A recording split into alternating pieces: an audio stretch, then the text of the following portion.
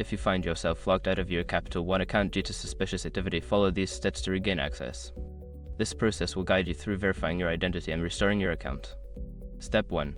Visit the Capital One website. Go to the official Capital One website. Look for the login section and click on the option for Forgot Password or Need Help Accessing Your Account to start the recovery process. Step 2. Verify your identity. You will be prompted to enter your personal information such as your social security number, account number, or email address associated with your account. This information is necessary to verify your identity. Step 3. Receive a verification code. Once your identity is confirmed, Capital One will send a verification code to your registered email or phone number. Check your email or messages for this code. Step 4. Enter the verification code.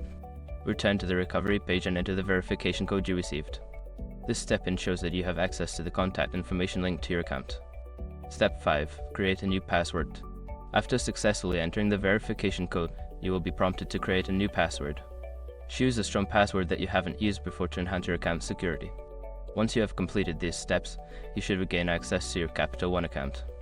If you continue to experience issues, consider contacting Capital One customer service for further assistance.